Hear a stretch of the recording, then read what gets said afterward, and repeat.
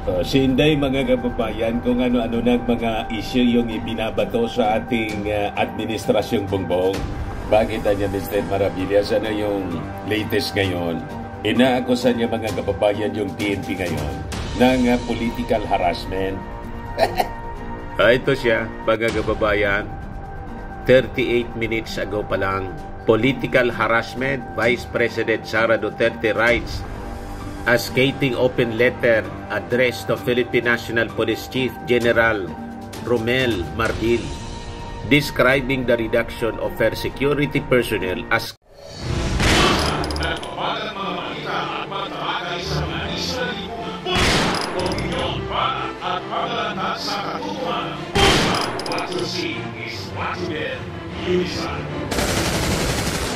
clear case of political harassment. Diba, mga kababayan, during the SONA, kasabay ng SONA ng ating Pangulong Bongbong Marcos, pinag-utos ni General Marbil ng PNP ang pag-recall sa 75 na mga security personnel, PNP security personnel na naka-assign kay Inday. O na may parinig lang siya, mga kababayan, na sana niya sa pag-recall ng mga inassign sa kanyang PNP, mababawasan na niya yung krimen sa kalsada at paglaganap ng droga. Ganun muna mga kababayan yung mga parinig patama ni Inday. Pero ngayon po, medyo pumuelo na siya. Habang nandoon pa siya mga kababayan sa Germany, nagpalabas siya ng open letter. Ayan po yung sinasabi niya. Sabi rito, kung kaya ninyong ilagay sa alanganin ang aking seguridad na nag-aalala ako sa uri ng harassment na kaya ninyong gawin sa karaniwang taong bayan, let us spare our people from all the lies. Let us call it what it is, a clear case of political harassment. Yan yung pinalabas niya, an open letter addressed to PNP Chief General Romel Marbil, July 29, 2024. Political harassment agad mga kababayan. May ganun po. Yung ating PNP po, mga professional sila. Never sila na nag-engage in politics. Kahit yung ating armed forces, mga professional sila mga kababayan. Professionals and gentlemen. Walang kulay. A political institution po sila eh. And in fact, kung politika man lang po yung pinag-uusapan, ay yung kanyang tatay po ang nagpo-politicize sa armed forces at saka sa PNP. Ilang beses po sa nausog rallies na nawagan ng intervention sa politika. Gusto nang pawidruhin mga kababayan ng support sa ating Pangulong Bongbong Marcos. Kaya nga, tinawag ng ilang mga congressmen yung mga attacks mga kababayan ni Digong sa ating Pangulong, inciting to sedition. So sila yung namumulitika, pinopolitika mga kababayan yung ating armed forces, ginagatungan. Pero ngayon si Inday, ina-accuse mga kababayan directly yung ating PNP ng political harassment. Ito po mga kababayan, clear case daw ng political harassment, sabi ni Inday. Sabi dito ng Impact Leadership, in contrast niya during his talk to the people on November 17, 2020, Duterte's father, then President Rodrigo Duterte, threatened then Vice President Leni Robredo, who had launched relief operations amid the onslaught of Typhoon Ulysses. The elder Duterte was criticized for being absent during the typhoon with the hashtag nasaan ang Pangulo trending online. Ito yung political harassment, mga kababayan, sabi dyan. Next time, do not commit the mistakes or I'll be forced to insult you because you are playing too much. Nagpapaano ka? Pag papabeauty ka ng waswasan kita ng gusto, well, this is your bad, this is your nightmare. Rodrigo Duterte threatening the Vice President Leni Robredo, November 17, 2020. Yan ang political harassment. And in fact, ngayon nga po, binubuli nila yung ating Pangulong Bongbong Marcos kasi yung tingin nila sa ating Pangulo, weak leader po, kung ano-ano pong mga akusasyon ang ibinabato sa ating Pangulong Bongbong, hinaharas nila yung ating Pangulo. Pinipressure nila na mag-resign. Ginagatungan ng publiko na magalit mga kababayan, labeling the president bilang isang bangag, bilang isang adik. Kaya nga po, ang mga pinagpapakalat nila sa sinabayan nila mga kababayan yung suna ng ating sa inyo, yung full story ng balitang yan. Click subscribe muna dito sa ating YouTube channel and hit the notification bell para lagi po kayong updated sa mga kaganapan dito sa ating bansa. Like and share na rin po ninyo ang ating video. At huwag na rin po ninyo na skip yung ating mga commercial ads para tuloy-tuloy lang ang pag-unlad ng Bagong Pilipinas. Sa mga nagana po ng malinis and spacious fitness gym, pumunta lang po kayo sa aming Colossal Fitness Gym. We also offer Grab Car Rental with our brand new 2023 model ng Toyota Innova. We also accept booking for those who are planning to travel via PAL, Cebu Pacific, and other airline companies, local and international, and bills payment for Meralco Bills, Aleco Bills, PLDT, etc. Ang Colossal Fitness Gym is located at 3rd floor Security Bank Building, Lanco Business Park, Legazpi City, Albay. For inquiries, look for Gilon Maravillas, contact number 0966-802-0949. Yan po yung aming Innova. Lagi na pong matao sa amin.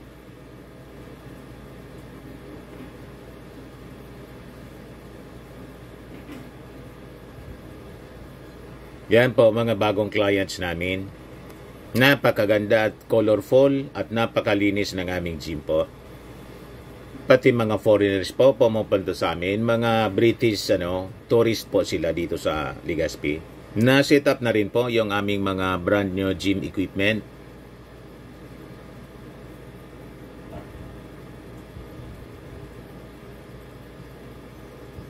May treadmill na rin po kami. Ito naman po yung bago naming product na binibenta online. Eye Glow Serum, whitening po siya. Tingnan ninyo yung epekto sa aking anak na architect before and now. Yung mga inquiries po ninyo, dumiretso na lang kayo sa kanyang Facebook account, Riz Maravillas. Ito naman po, Firmax Firming and Lifting Cream, pinapahid po sa mga pulses in affected area. Mainam po sa paninigas ng mga kaso-kasuan. Ito naman po, Automax Radiant Serum. Sa mukha naman yung application, anti-aging po siya. You will look 10 years younger than your age. Sa mga cancer patients naman po, baka lang gusto ninyo itong itry. Naing siya red mixed fruit drink. Hindi mo po siya gamot, food supplement siya. Kaya lang, gawa siya mga kababayan sa goji berry. Yung goji berry may anti-cancer properties. O ngayon, yung mga inquiries ninyo, dumiritso na lang kayo sa aming messenger sa Facebook para masagot namin agad. Ayos pa? Ayos na ayos niya, Mr. Maravilla. Pangulo, pinakalat nila sa social media po yung fake video, yung sinasabi nilang pulburon na video. Kung hindi yan political harassment against the president, ano ang tawag po ninyo niyan? Tapos binabaliktad nila ngayon, mga kababayan. Kinukulayan mismo ni Vice Presidente Inday Sara yung naging desisyon ng PNP na i-recall po yung 75 PNP personnel. Kasi sabi po ni General Marbil, hindi man nga lang siya ang inalisan ng security galing sa PNP. Pati yung ibang mga generals, former generals na nag-request ng security, ibinalik na rin po, ni-recall na rin po ng PNP kasi kulang nga yung ating mga PNP personnel. And besides po, ang dapat na mag-secure kay Inday Sara, yung Presidential Security Group, iyon man talaga ang nagsisecure po. Boss ng Presidente at ng Vice Presidente, si Inday po may more than 400 security. So kulang pa ba ang mga security personnel, mga kababayan? Unang-una siya yung nag-declare ng kanyang sarili as designated survivor. Di ba? Ibig sabihin, sa paniwala niya, kaya niyang takasan ang lahat ng peligro. Designated survivor nga po siya. Sa panahon nga ng emergency, ng krisis, nandun siya sa Germany, habang lubog sa baha yung ating mga kababayan dito sa Metro Manila. You see? Kaya pala nakita ko sa post po ni Bato, nananawagan po sa Armed Forces at sa PNP, yung mga retired siguro na Armed Forces at PNP, na mag-volunteer na lang daw para i-secure yung ating si Inday Sara.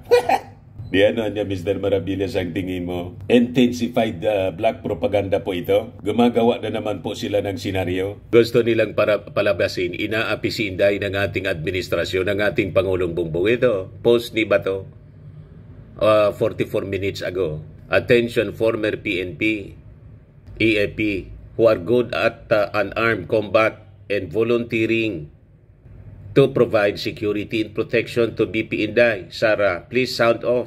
Bayanihan lang, walang sweldo. May ganun. Ito ang pure propaganda, politika para ipamuka mga kababayan na inaapi sila ng ating administrasyon. Si Inday, inaapi na ng ating administrasyon. Ang tingin ko po, kasama ito sa script nila. Di ba si Inday? O na nagpakalat ng video sa TikTok. Yung lastro niya rito. Yung piklat niya rito. Ano niya, Inday, nangyari dyan sa, yung dito sa leeg. May gusto niyang magurgur sa akin. Pero hindi niya sila nagtagumpay. Naging nga ng paliwanag kung sino yung nag-attempt na magurgur sa kanya. Itinuro yung lahat silang lahat. A very cheap political propaganda po. Pabiktim, madaling sabi po. Yan ang script ng propaganda nila, mga kababayan. Ito yung sinasabi rito. A clear case of political harassment. Vice President and self-appointed designated survivor Sara Duterte writes an open letter addressed to PNP Chief General Romel Barbil regarding the reduction of her security personnel, calling it a clear case of political harassment. Sa sulat po na pinost niya sa Facebook ngayong araw na to, Duterte reiterated that the reduction of security personnel will not impact her duties as Vice President and emphasized that there are more pressing issues facing the nation. Duterte accused Marbil of spreading falsehoods and outlined specific points to counter his claims. Una, sabi niya rito, the Vice Presidential Protection Division niya was established to ensure the security of Vice President without interference. Pangalawa, Duterte disputed the claim that local police augment her security during provincial visits, highlighting that the BPPD was created to avoid such disruptions. Pangatlo, she refuted the assertions of the Office of the Vice President agreed to the personnel reduction, stating that the decision was imposed without consultation. Pangapat, Duterte questioned the rationale behind the security reduction, citing instances of harassment and potential threats to her family. Anong harassment po na nangyari sa inyong pamilya? Bakit walang records yung PNP? O kahit man lang yung NBI? Walang blatter po. Anong uri ng harassment? Di ba? Mag-file kayo ng complaints sa PNP. Dapat may investigasyon. At tapos kung talagang nangyari po, di filean ninyo ng asunto kung sino man pong PNP personnel, yung team leader, sino yung nag-utos, filean po ninyo ng kaso. General statement ang sinasabi po ninyo. Napakalinaw na political statement lang po ito. Di ba? Baseless. Parang yung paggurgur po. Wala mang blatter sa pulis. Basta sinabi na lang niya na may nag-attempt na maggurgur sa kanya at kung sino yung nasa likod nang itanong, silang lata niya. Hallucinations po. So sabi dyan, she criticized the reassignment of Mindanao-based personnel to the National Capital Region, suggesting that this move undermines local police capabilities in Mindanao. Unang-unang pag-reshuffle po mga kababayan ng PNP at normal na ginagawa. Regular po yon. Lagi naman pong may reshuffle. Kasi yung iniiwasan po ay yung magkaroon ng influence yung mga politiko sa PNP. Yung too much familiarization. Pag too much familiar na po sa isang politiko ang PNP, most of the time ang nangyayari, nagiging private army na tuloy. Mga kababayan ng isang politiko, yung assigned police personnel, yun ang rason kung bakit regular yung ginagawa po na reassignment, reshuffle po. Ganon. Lalo pa tulad ng sitwasyon ngayon po dyan sa Davao, yung isang ma-influensang pastor na wanted ng batas, ilang beses na po na nakapuslit sa mga raids na isinagawa ng ating PNP. Kasi ma-influensya nga po. So possibly, pati yung local police po, sympathetic doon. Yun ang iniiwasan po, mga kababayan. So tama lang yung regular reshuffle po para hindi maabuso. Tama? So baseless po ito ng mga sinasabi ni Inday. Duterte expressed concern over potential harassment of ordinary citizens and criticized the timing of the security reduction, linking it to a recent resignation from the Department of Education, comments on the State of the Nation address, and a controversial video. Dinamay na naman po ninyo yung mga ordinary citizens. Wala man pong ganon. May pagrespeto po sa human rights ang administrasyon na to. Kahit nga po sa war on drugs, walang nangyaring extermination po. Di tulad ng panahon ng inyong tatay. Walang pagrespeto sa ordinary citizen. Kaya nga po may kaso sa ICC. So wag ninyong ina-accuse yung administration na to ng pang-aabuso or harassment. Kasi wala po silang records na ganon. Di ba? Ang may records po, yung past administration. Tama? Binabaliktad ninyo Duterte urged Marbil to prioritize addressing the nation's pressing issues and to avoid further political harassment. She vowed to return the remaining 45 personnel assigned by Marbil, highlighting the ongoing challenges of crime and drug-related issues in the Philippines. Unang-una po, sobra-sobra na nga yung inyo pong security. Hindi man po nagko-compromise yung security po ninyo kasi tulad ng mga previous vice presidents, ang nagsisecure po niya, yung PSG, yun talaga po ang may mandato to secure the president and the vice president. So sabi niya rito, kung kaya ninyong ilagay sa alanganin ang aking seguridad, nag-aalala ako sa uri ng harassment na kaya ninyong gawin sa karaniwang taong bayan.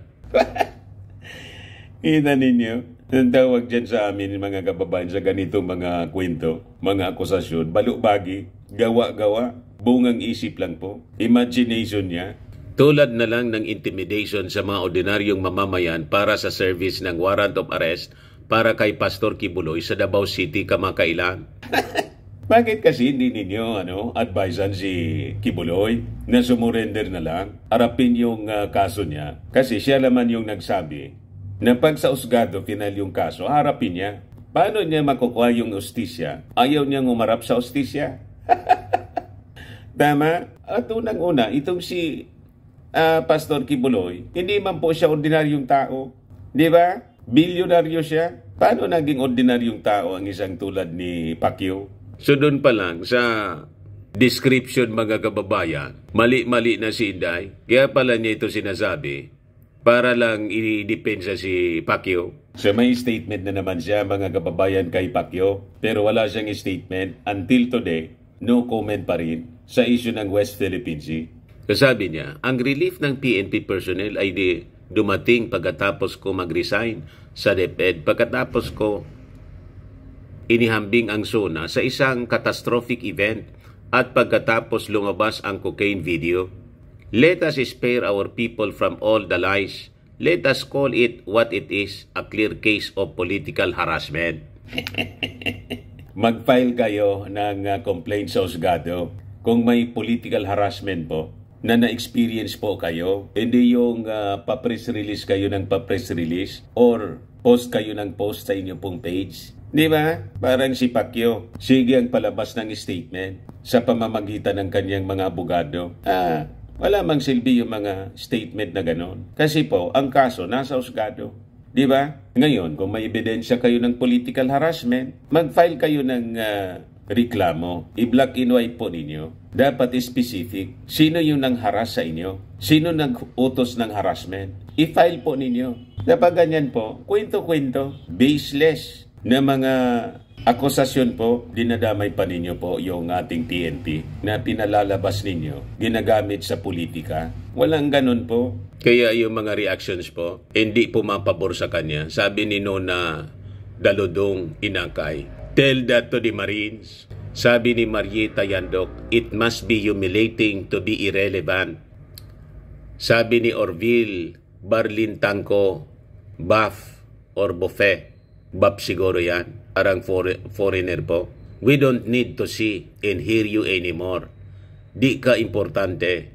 Sabi ni Eli Ramos, in order to avoid criticism of her attending to TS concert in Germany, she is using diversionary tactic.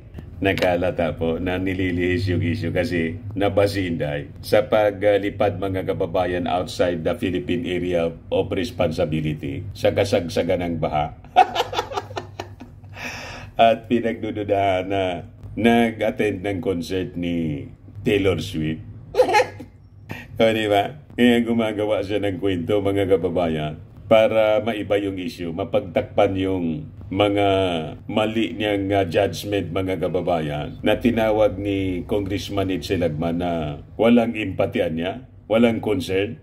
Diyan na niya nasusukat ang isang leader sa panahon ng emergency kung siya ba sasaklolo. O diba? Tapos yung mga minions ni Maudigs mga kababayan, palabas ng mga pictures na nag-ayuda. Ayun, booking. Matagal na pala yun mga kababayan. File photo. Ayan po. Si Mr. Sasot, Davao City has always been consistent. They always remind people that what they're giving out are from the people themselves. Yan ang mga post nila. Sabay-sabay po. Si MJ Kiambao, tapos si Malotikia, same pictures po. Yung pala, matagal na to na relief operation nila. Sinners po ng mga dilawan, sabi rito ng Millennials for Lenny. Look, nagpakalat na naman ng kasinungalingan ang mga trolls ni Digong. Just a simple Google reverse image search, malalaman mong year 2022 pa yung pinapakalat nilang photo relief ops ng Davao City. Ito ay sa panahon ng kasagsagan ng Bagyong Paeng, hindi ng Bagyong Karina. You see, ganun sila magtay-tay ng kwento ng kasinungalingan. Ayan o. Teo Moreno, they're trying to destabilize Davao, yet here are the Davaoenos helping those in need. Yan o. Sabi ni Malotikia, consistently Davao City moves to help Luzon in the aftermath of Karina PH. Ayan o. Ngayon, nang i-search po, tingnan ninyo. Davao City sends second batch of aid to Paeng-stricken areas posted November 8, 2022. Ayan ba? So, November 2022 pa pala yung picture na to. Pinalalabas ng mga minions ni Maudigs, mga propagandista nila, mga kababayan, na matik na tumulog yung Davao. Hindi man pala totoo. Ang bababaw ninyo. O ngayon, gawa-gawa naman ang kwento si Inday para mapagtagpan po itong mga ginakalat nila. Mga kapalpagan ng kanilang mga propagandista. Magpakatotoo kasi kayo. Sabi ni Glenn Gatdola, karma is real. Sabi ni Victoria Bolo, FAMAS Award for the Best Actress goes to Sara Duterte. Congratulations. Sabi ni Marilo Pagkalinawan, hashtag nasaan ang BP? Thousands of people gathered on the hill overlooking the stadium in Munich, Germany to watch Taylor Swift's The Eras tour this weekend. Kaya ang tanong, kaya ba niya si Inday biglang lumipad papuntang Germany? Hindi man lang dinilay muna yung kanyang paglipad kahit pinauna man lang yung kanyang mga kapamilya muna at mag-attend sa pangangailangan ng ating mga kababayan na sinalanta ni Karina. Malamangan niyang si Inday kasi nag-attend ng concert ni Taylor Swift. Yan tuloy yung duda, mga kababayan ng mga mamamayang Filipino. Isa din naman po ni General Marbil. Ang rasonan niya kung bakit ni-reduce yung security ni Inday, unang-una, wala man yan siyang threat. Ayan po. Sara Duterte's PNP security reduced as no threat seen on BP. We don't see any threat against the Vice President niya, so we need to reduce the people. Kung kailangan niya nila, ng kailangan niya ng marami, di mag-request niya siya para madagdagan. Kailangan niya natin yung mga tao sa ground. My guidance niya is people with any threat should be given security. And we don't see any threat against these people. Wala man silang nakikitang threat po kay Inday. So di man kailangan ng napakaraming security. Ibig sabihin, yung security niya galing sa Presidential Security Group, the usual, yun ang magsisecure kay Inday Sara. Hindi na yung napakaraming isang batalyon na po. Tama? Kasi lugi naman po yung ating mga mamamayang Filipino. Imagine, wala man pong ginagawa ng marami si Inday kasi nang bigyan ng trabaho si Inday ng ating Pangulo as DepEd Secretary, nag-resign na po siya. Kaya nga po may panahon siya na magpasyal-pasyal papuntang Germany kasi hindi na siya busy. Wala na siyang trabaho. Sayang nga po yung pasweldo. Dapat nga pagbalik niya rito, tender ng resignation na lang po siya. Kasi sayang yung taxes na pinapasweldo sa Vice Presidente. Dapat yun na po. Ayan man lang mga kababayan. Ako po si Dante Maravillas. Bye-bye. God bless.